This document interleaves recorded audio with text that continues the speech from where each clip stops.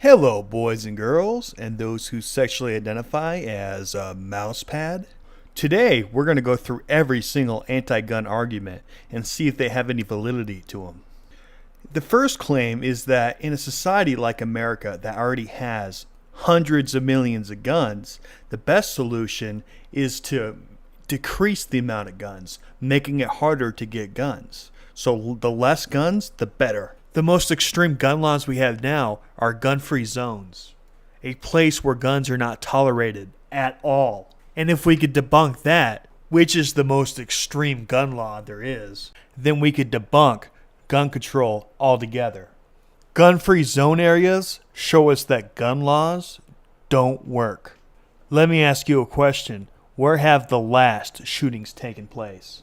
Oh yeah, they have all taken place at gun-free zones. So obviously the most extreme policy that you guys have doesn't even work. Let me ask you a question. If your knockout punch, aka ban, doesn't work, what makes you think your jab, aka gun control, will? Obviously, laws don't prevent killing. People being trained, armed, and ready to defend people's lives, that's what prevents killing. Some politician somewhere scribbling on a piece of paper isn't going to change anything. What about places where gun laws are more relaxed? You know, places where guns are allowed, so non-gun-free zones. For example, a gun store. How many shootings do you think take place at a gun store? Oh yeah, it never happens. What about a gun show? Does anybody ever try to shoot up a gun show?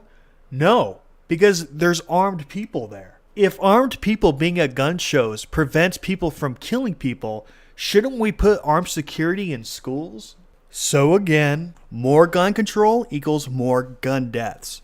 Less gun control equals less gun deaths. If somebody kicks open your door right now, this very moment, and they have a knife on them, and they come to attack you, chances are you're going to die. Why? Because it takes 20 minutes for the police to show up.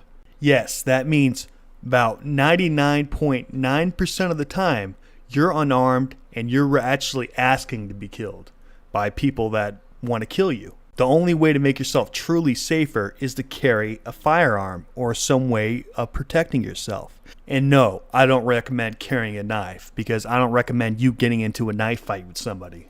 I'd rather them have a knife, you have a gun. Well, guns make it easier to kill people.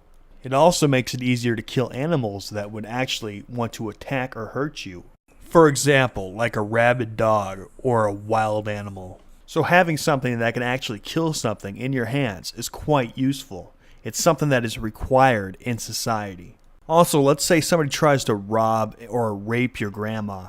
Do you want your grandma to have a knife and get into a knife fight with this criminal? Or do you instead want her to pull out a gun and strengthen the odds of her surviving? Yes, you want guns to be powerful because the majority of people that own them are good. So you just gave the majority of good people in your society power over the criminals. Yes, there'll be one or two criminals with guns too, but the majority outnumber the criminals 1 to 1,000. It's pretty safe to assume that the only reason someone's not breaking into your home right now is because they're afraid someone's home with a gun. If guns were banned like you want and all the good guys were disarmed, criminals would grab their guns that they haven't got rid of voluntarily, and they would take those guns and they would break into your home, and they wouldn't give a single fuck if you were home with a knife.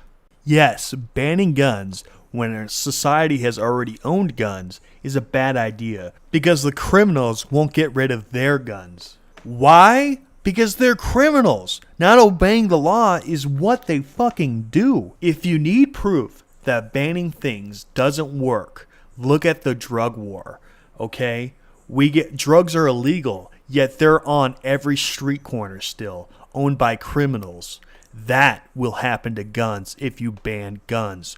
Only the criminals will have fucking guns. Now, is it just me? Or does that sound like the worst idea ever, where only the criminals have guns? Also, let's think about it for one fucking second here. There's a drug war, and how does that work out? Does that save lives? No, the drug war actually ends up killing more people than drugs itself. So why would starting a gun war be a good idea? You're just going to make the black market even more powerful if you add guns into the mix as well as drugs. You're going to give the black market even more reason to kill innocent police officers. You're going to be increasing the gun deaths by 100-fold. Let's talk about banning guns again. Well, how the fuck are you going to ban 350 million guns in the United States of America? America has as many guns as it does people. What are you going to do? Break into every single person's house and try to confiscate their guns? Number one, that'll result in more deaths than all shootings combined. Number two, how the fuck are we going to pay for that? We're already $20 trillion in debt. Number three, people are going to bury their guns. Do you think we're going to have time to look in everybody's backyard and look inside of their neighbor's backyard and their family's backyard? I don't think so. What about gun-free zone signs? Another idea that you propose that is one of the worst ideas in the history of mankind. Making sure that everybody in that school or business is completely disarmed and ready to be mowed down. And last but not least, how do you plan on enforcing these bans? With stern letters? No, you want to use other people with guns, which defeats the point. See, you're not against guns, you just want the government to have them. See, it's not about banning guns to you, it's about monopolizing them. You're literally going, only the biggest killer in the world should have guns. Government. The people that have killed 250 million people in acts of democide. They're the ones who should be responsible and own the guns, while everybody else is disarmed to these killers. That's a good idea. Now let's talk about banning high-capacity magazines. Banning high-capacity magazines doesn't work for the same reason banning guns doesn't. You ban magazines, they'd still be available illegally to anybody that has money.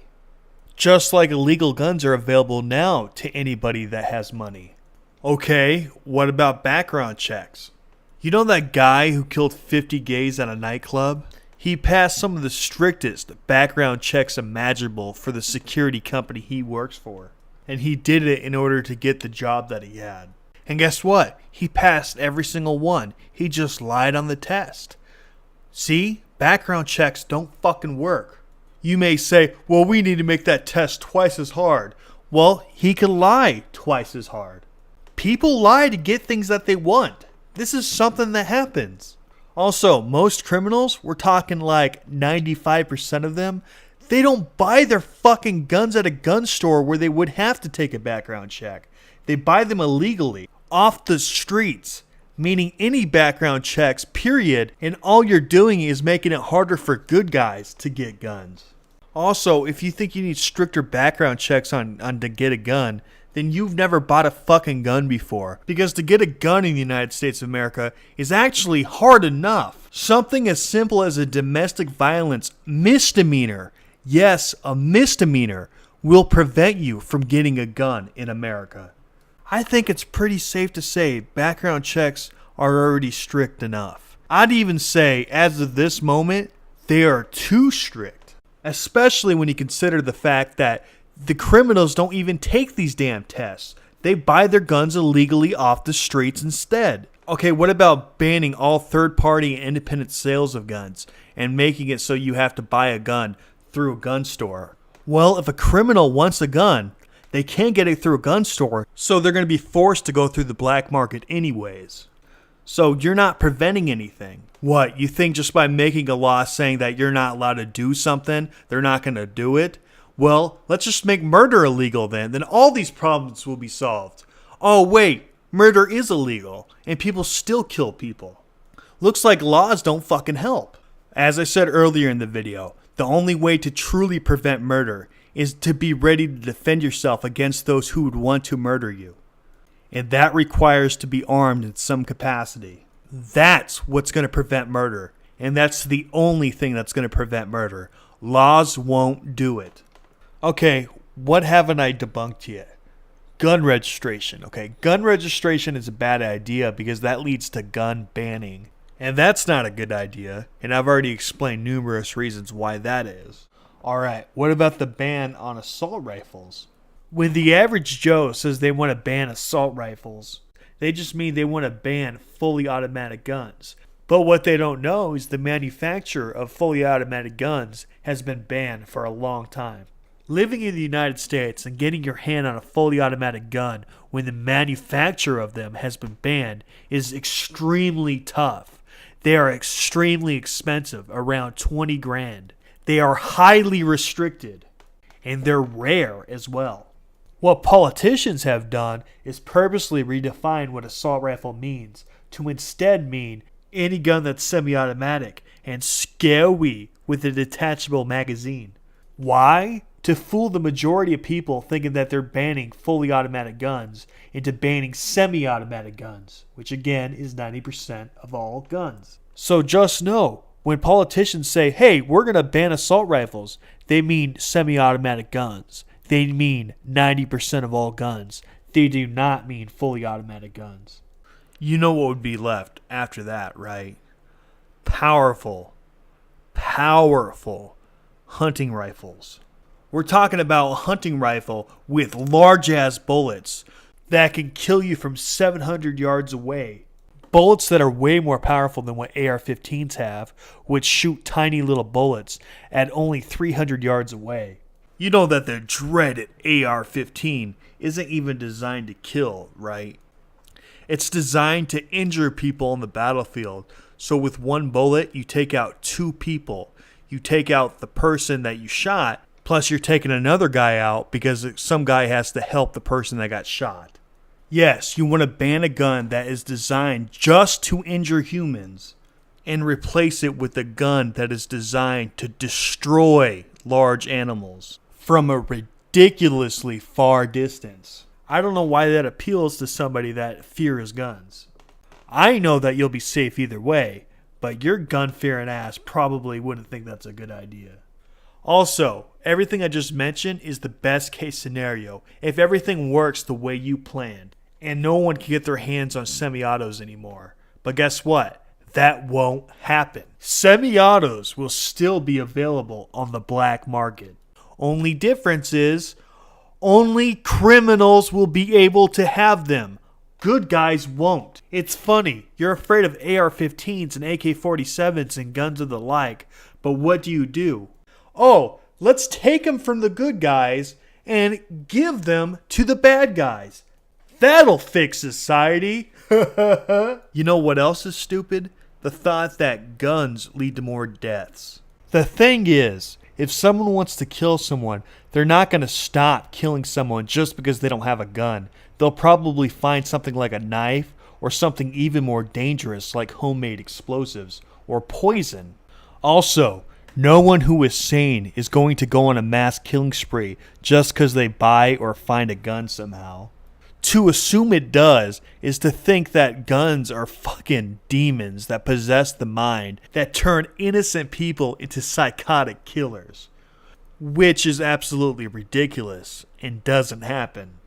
But a lot of people have that mindset. They truly believe if guns didn't exist, there would be less deaths. Meaning one way or the other, that gun is turning its owner into a killer. Which is an absolutely absurd belief. I think we did it, boys, girls, and those who sexually identify as attack helicopters. We've debunked every single gun control argument there is. Remember to smash that like button, and if you haven't already, smash that subscribe button. Also, remember to donate to my Patreon. If every one of my fans donated $1, I would be able to do this full time, 3 times over. But as of right now, I'm making well under $200 a month. So please consider donating. The link to the Patreon to donate is in the description box. Thank you. Catch you on the next episode.